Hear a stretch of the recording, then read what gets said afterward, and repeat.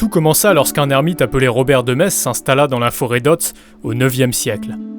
On sait peu de choses sur lui, mais on sait qu'il a fréquenté des voire-loups, les créatures vivant dans la forêt d'Otz.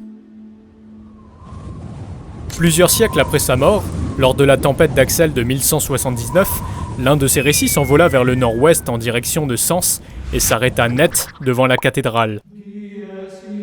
Dans le parchemin, bien que l'écriture avait l'air brouillon en raison du fait que le langage avait évolué depuis ces 3 derniers siècles, et sûrement à cause du fait que l'ermite apprit très tard à écrire, étaient décrits et illustrés les voire-loups. Des créatures locales, maléfiques et semblables à des loups-garous.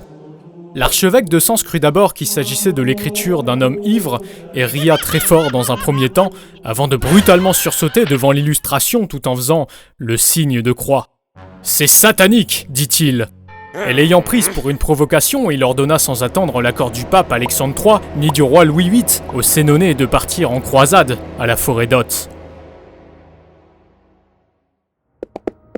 Mais arrivés à destination, les croisés sénonais qui craignaient le maléfice qui régnait sur ce terrain furent surpris de découvrir une forêt calme et tout à fait ordinaire.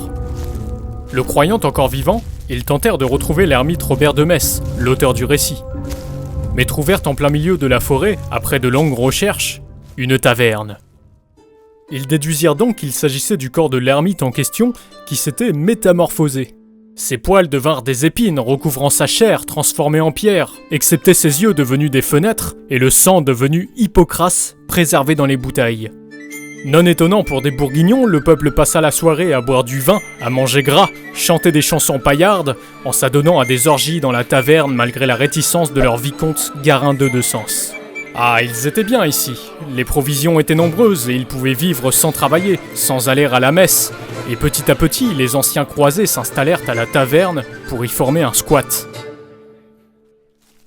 Le vicomte, quant à lui, partit mécontent avec ses hommes en disant que l'expédition fut un fiasco et la taverne, l'anarchie. Mon Dieu, voilà la ruse qu'ont utilisé les voire-loups, céder le territoire aux croisés pour les ensorceler en douce, s'écria l'archevêque de Sens, avant de refaire un nerveux signe de croix.